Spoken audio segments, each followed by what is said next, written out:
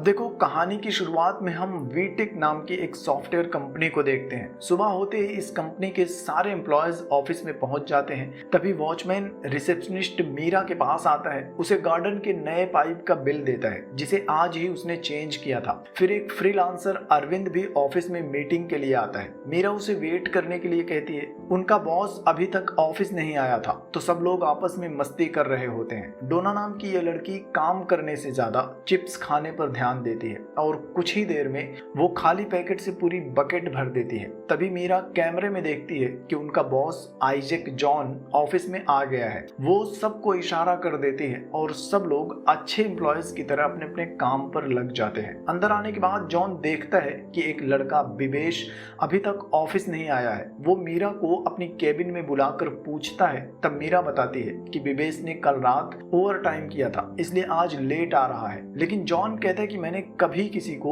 Over time करने के लिए नहीं कहा।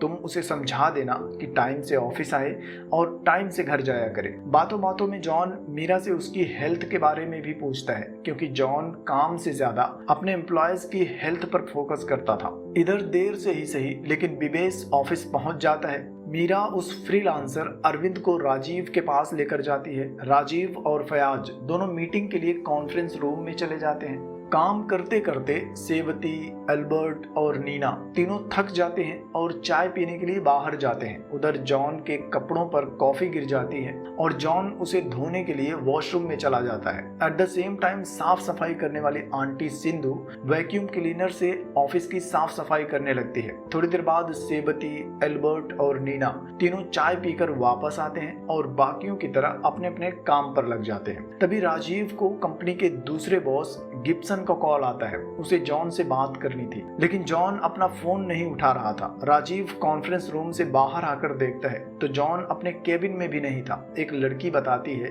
कि वो तो वॉशरूम में गए थे। राजीव वॉशरूम का दरवाजा खटखटाता है तो अंदर से कोई रिस्पॉन्स नहीं आता। दरवाजा अंदर से बंद था। अब राजीव घबरा जाता है। सेवती वॉचमैन के पास से चाबी लेकर आता है और जैसे ही वो लोग वॉशरूम का दरवाजा खोलते हैं अंदर उनके बॉस जॉन की लाश पड़ी हुई थी। उसके सर से बहुत ज्यादा खून निकल चुका था। थोड़ी देर में पुलिस वाले, फॉरेंसिक वाले ऑफिस में पहुंच जाते हैं। एएसपी संदीप इन्वेस्टिगेशन करना शुरू करता है। फॉरेंसिक डॉक्टर लाश की अच्छे से जांच करती है, पूरे ऑफिस की जांच करती है। फिर संदीप को बताती है कि लाश ठंडी हो चुकी है। सर के पीछे चोट लगने के अलावा कहीं पर भी चोट का कोई निशान नहीं है। जहर भी नहीं दिया गया है। उसे सीओपीडी था जो कि एक तरह से सांस फूलने वाली बीमारी है। तो फिलहाल के लिए इतना ही मान सकते हैं कि वॉशरूम में फिसल कर गिरने से उसके सर पर चोट लग गई, खून निकला और सांस फूलने की वजह से उसकी मौत हुई है। बाकी डिटेल्स पोस्टमार्टम के बाद ही पता चलेगी। फॉरेंसिक वाले लाश लेकर चले जाते हैं। इधर संदीप दरवाजे का लॉक खुलवा कर देखता है लेकिन उसके साथ भी कोई छेड़खानी नहीं हुई थी। सभी सीसीटीवी फुटेज को चेक करता है। उसमें जॉन को वॉशरूम में जाते हुए देखा गया था।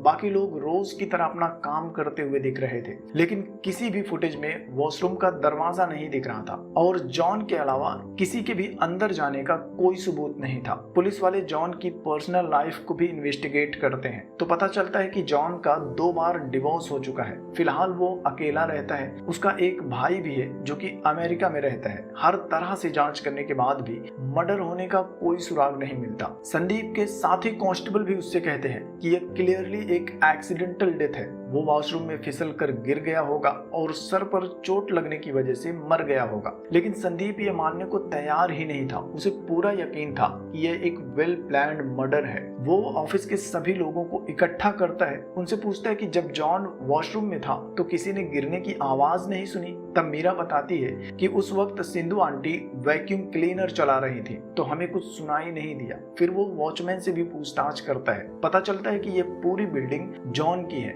लेकिन उसके ऑफिस के अलावा बाकी के सारे फ्लोर्स खाली हैं क्योंकि जॉन ने किसी को भी रेंट पर नहीं रखा था। फिर वो अलग अलग सबको जॉन के केबिन में बुलाता है, सबसे पूछताछ करता है, उनके हाथों को सूंघता है कि अगर किसी ने ग्लव्स पहनकर क्राइम किया होगा तो उसके हाथ से ग्लव्स की महक आएगी। लेकिन ये आइडिया भी काम नहीं करता। फिर वो सबके बैग्स को चेक करता है और नीना के बैग से उसे नींद की गोलियां मिल जाती हैं। पूछने पर नीना बताती है कि मुझे नींद नहीं आती, इसलिए मुझे ये दवाइयाँ लेनी पड़ती हैं। लेकिन यहाँ नीना एक गलती कर देती है जिसकी वजह से संदीप को एक छोटा सा सुराग मिल जाता है। वो संदीप को अपने डॉक्टर का नाम नहीं बताती, कहती है कि मेरे पास डॉक्टर का प्रिस्क्रिप्शन नहीं है, मैंने पास के एक मेडिकल शॉप से इसे खरीदा था। संदीप अपने कांस्टेबल को मेडिकल शॉप पर पता करने के लिए भेज देता है। इधर जॉन का पार्टनर गिब्सन भी ऑफिस में आता है। संदीप उससे भी पूछता है कि पार्टनर मर जाएगा तो सारी प्रॉपर्टी तुम्हें मिल जाएगी, यह सोचकर तुमने जॉन को मरवा दिया होगा। लेकिन गिब्सन कहता है कि जॉन ने ऑलरेडी पेपर्स तैयार कर रखे हैं कि उसके मरने के बाद उसकी सारी प्रॉपर्टी उसके भाई इवान की हो जाएगी। पूछताछ में गिब्सन के ऊपर भी शक करने की कोई वजह नहीं मिलती। थोड़ी देर बाद संदीप को उस कांस्टेबल का कॉल आता है जो मेडिकल शॉप पर डॉक्टर के बारे में पता करने गया था। वो संदीप को बताता है कि नीना झूठ बोल रही थी। मेडिकल स्टोर पर उसने डॉक्टर कुरियाकोस का प्रिस्क्रिप्शन दिखाकर दवाइयां ली है। संदीप कैबिन में जाता है और ऑफिस में काम करने वाले सभी 15 लोगों का फोन मंगवाता है। उनके फोन की लोकेशन हिस्ट्री को चेक करता है तो उसे एक और छोटा सा सुराग मिल जाता है। पता चलता है कि ऑफिस के 13 लोग कभी साथ में तो कभी अलग अलग डॉक्टर कुरियाकोस के पास जाया करते थे। आगे की जानकारी हासिल करने के लिए संदीप उस डॉक्टर के घर जाता है। वो डॉक्टर से वीटेक कंपनी के बारे में पूछता है। पहले तो डॉक्टर मना कर देता है कि मैं अपने पेशेंट्स की पर्सनल डिटेल्स शेयर नहीं करता, लेकिन जब संदीप उसे जॉन की मौत के बारे में बताता है और कहता है कि मुझे शक है कि यह एक वेल प्लान्ड मर्डर है, तब डॉक्टर भी उसे सब कुछ बताना शुरू करता है कि कुछ महीनों पहले रिसेप्शनिस्ट मीरा प्रेग्नेंट थी। तब मेरी वाइफ उसका ट्रीटमेंट देख रही थी। सब कुछ ठीक था, लेकिन अचानक से एक दिन उसका बच्चा पेट में ही मर गया, जिसके बाद मीरा डिप्रेस रहने लगी। वाइफ के कहने पर मैंने मीरा का ब्लड सैंपल जांच के लिए भेजा तो पता चला कि उसके ब्लड में एक अलग तरह का फॉरेन कंटेंट है जो उसके डीएनए को अफेक्ट कर रहा है। कुछ दिन बाद मेरे पास 2 यंगस्टर आए।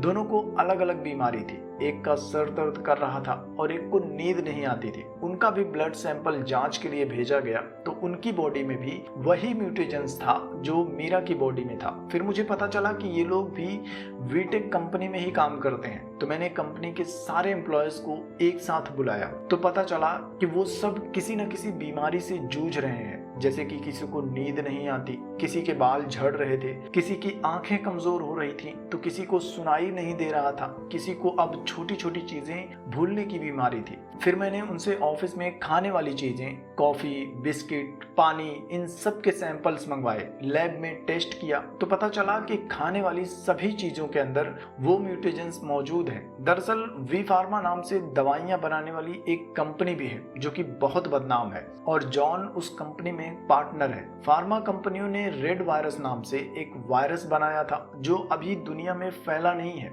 लेकिन वी फार्मा ने उसका एंटीडोट बनाया, जिसके बाद जॉन वीटेक कंपनी के एम्प्लॉयज के ऊपर एंटीडोट की टेस्टिंग कर रहा था। वो खाने वाली चीजों के जरिए उन्हें एंटीडोट दे रहा था। ऑफिस में लगी पंचिंग मशीन को भी अलग तरह से डिजाइन किया गया था। उसमें छोटे छोटे निडल्स लगे हुए थे और जब ये लोग ऑफिस पहुंचकर पंचिंग करते थे तो मशीन इनका ब्लड सैंपल ले लेती थी और फिर उसके जरिए जॉन सबकी हेल्थ कंडीशन पर नजर रखता था। जॉन के लिए वो सब ऑफिस के एम्प्लॉयज नहीं, लैब रेट्स थे। डॉक्टर के साथ मिलकर ऑफिस के बाकी एम्प्लॉयज भी सबूत इकट्ठा कर रहे थे ताकि वो जॉन को रंगे हाथों पकड़वा सके। लेकिन कुछ महीनों पहले दुबई से वापस आते ही जॉन ने पंचिंग मशीन, खाने पीने का सामान, सब कुछ बदल दिया, सारे सबूत मिटा दिए। मतलब कि उसका एक्सपेरिमेंट पूरा हो चुका था, लेकिन उसके एक्सपेरिमेंट की वजह से अनजाने में ही इन 13 लोगों को जिंदगी भर के लिए एक बीमारी मिल चुकी थी जो अब इनके मरने के बाद ही खत्म होगी। आखिर में डॉक्टर बताता है कि मैं उन सब का इलाज तो कर रहा था, लेकिन एक दिन अचानक से उन सब ने यहाँ आना ही बंद कर दिया। उसके बाद मैं उनके बारे में कुछ नहीं जानता। डॉक्टर से सब कुछ जानने के बाद संदीप वापस ऑफिस में आता है और सभी एम्प्लॉयज को उनके घर भेज देता है। संदीप भी अपने घर आ जाता है, लेकिन अब भी वो केस के बारे में ही सोच रहा था कि आखिर कातिल ने जॉन को कैसे मारा होगा। तभी वो देखता है कि एक मरे हुए कॉकरोच को कई सारी छोटी छोटी चींटियां मिलकर उठाकर ले जा रही हैं और यह देखकर संदीप पूरे क्राइम सीन को इमेजिन करता है और उसकी इमेजिनेशन में हम देखते हैं कि अपनी अपनी बीमारी की वजह से सब लोग परेशान होते हैं और दिन रात बस जॉन से बदला लेने के बारे में ही सोच रहे होते हैं। बारी बारी से वो लोग जॉन के हर मोमेंट पर नजर रखते हैं। तब उन्हें पता चलता है कि जॉन COPD का पेशेंट है। इसके अलावा उनके बिल्डिंग का फायर सिस्टम भी जबरदस्त है। आग बुझाने के लिए कार्बन डाइऑक्साइड के सिलेंडर रखे हुए हैं। उसके ऊपर एक डक्टिंग है जिसकी सप्लाई ऑफिस के वॉशरूम में भी है, और शरीर में कार्बन डाइऑक्साइड की मात्रा ज्यादा होने पर किसी की भी मौत हो सकती है। पोस्टमार्टम में भी ये बात पता करना मुश्किल हो जाता है। छोटी छोटी बातों को डीपली एनालाइज करने के बाद सेबती जॉन को मारने का प्लान बनाता है। उनके सामने बस एक प्रॉब्लम थी, राजीव, क्योंकि वो बॉस का बहुत करीबी था और जॉन ने उसके ऊपर एक्सपेरिमेंट नहीं किया था। उन्हें राजीव को अपने प्लान में शामिल भी करना था, लेकिन उसे कुछ बताना भी नहीं था। पूरी तरह से प्लान करने के बाद सेबती सबको एक जगह पर इकट्ठा करता है और उन्हें उनका काम समझा देता है। अपने बॉस को मारने का इरादा करके ये सब लोग उस दिन ऑफिस में आते हैं और प्लान के हिसाब से सेबती अपनी गाड़ी कार्बन डाइऑक्साइड सिलेंडर के आगे खड़ा कर देता है ताकि बाहर से किसी को कुछ भी दिखाई न दे। फिर वॉचमैन अपना काम शुरू करता है। वो गार्डन में पानी डालने वाले पाइप को चेंज करके नया पाइप लेकर आता है और पुराना वाला सिलेंडर के पास ही रख देता है। इधर मीरा ने जानबूझकर फ्रीलांसर अरविंद को मीटिंग के लिए बुलाया था ताकि ऑफिस का माहौल रोज के जैसा ही लगे, और मीटिंग के बहाने राजीव को भी बिजी रखने का प्लान था। विवेश भी प्लान के हिसाब से ही ऑफिस में देर से आता है और सबसे छुपकर सिलेंडर के पास जाता है। पुराने वाले पाइप को एक गुब्बारे की हेल्प से डक्टिंग के साथ जोड़ देता है। सिलेंडर के पास की विजिबिलिटी को कम करने के लिए इन लोगों ने वहीं पर कचरा भी जलाया था। जॉन के केबिन में कैमरा नहीं था, वो लोग इसका भी फायदा उठाते हैं। प्लान के हिसाब से सिंधु आंटी जॉन के केबिन में जाती है। कॉफी मशीन में कॉफी डालने के साथ जहां से कॉफी निकलती है उस पाइप में कागज का एक छोटा सा टुकड़ा फंसा देती है, और जैसे ही जॉन कॉफी निकालने के लिए जाता है तो कॉफी उसके कपड़ों पर भी गिर जाती है और जॉन उसे धोने के लिए वॉशरूम में चला जाता है। फिर एक लड़की बोतल में पानी भरने के लिए जाती है और कैमरे से बचते हुए वॉशरूम के दरवाजे का जो लॉक था उसके अंदर बाहर से एक पिन डाल देती है। इधर आंटी वैक्यूम क्लीनर ऑन करके साफ सफाई करने लगती है। उसकी आवाज ही सेबती, नीना और एल्बर्ट के लिए एक सिग्नल था, जो कि बाहर एक टेबल पर बैठकर चाय पीते हुए बातें कर रहे थे। सेबती जानबूझकर उस कुर्सी पर बैठा था जहां पर कैमरे का व्यूज ब्लॉक था। कैमरे में आने के लिए उसे थोड़ा सा झुकना पड़ता था। वैक्यूम की आवाज सुनकर सेबती कैमरे से बचते हुए कार्बन डाइऑक्साइड सिलेंडर के पास जाता है। सिलेंडर और पाइप को जोड़कर ऑन कर देता है और वापस टेबल पर आकर बैठ जाता है। झुककर अपने आप को कैमरे में रिकॉर्ड करवाता है। इधर वॉशरूम में कार्बन डाइऑक्साइड भर जाता है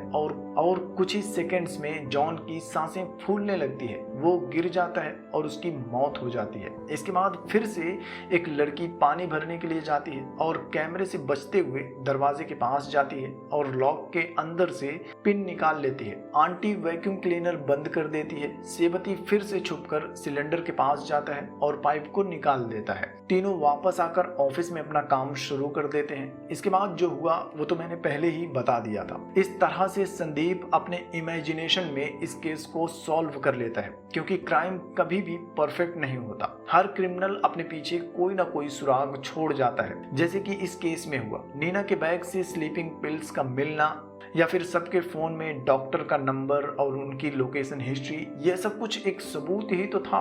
लेकिन जॉन को मारने वाले सभी लोग ऑलरेडी उसका शिकार हो चुके थे। उन्हें बिना किसी गलती के जिंदगी भर के लिए एक दर्द मिल चुका था। संदीप अपनी रिपोर्ट तैयार करके सीनियर ऑफिसर को देता है, जिसमें उसने लिखा था कि वॉशरूम में फिसल कर गिरने की वजह से जॉन की मौत हुई है और केस को बंद कर दिया जाता है। लेकिन अब संदीप एक नया केस ओपन करता है। वो वी फार्मा की सीक्रेट लोकेशन को ट्रैक करता है और उसे पता चलता है कि जॉन का भाई इवान और उसका पार्टनर गिब्सन सब लोग वी फार्मा के लिए ही काम कर रहे हैं। वीटेक तो बस एक दिखावा है। संदीप फैसिलिटी के अंदर जाने के लिए चुपके से वी फार्मा की एक गाड़ी में घुस जाता है। दूसरी तरफ हम गिब्सन को देखते हैं, जो कि वीटेक की ऑफिस में आता है और जॉन की जगह ले लेता है और वीटेक का नया बॉस बन जाता है। लेकिन वो इन सब के साथ क्या करेगा यह हमें फिल्म के अगले पार्ट में पता चलेगा, क्योंकि यहीं पर यह फिल्म खत्म हो जाती है। आई होप कि पूरी कहानी आपको समझ में आ गई होगी, लेकिन फिर भी अगर कोई डाउट है तो कमेंट में मुझसे पूछ लेना और वीडियो को लाइक करना, शेयर करना और चैनल को भी सब्सक्राइब कर लेना।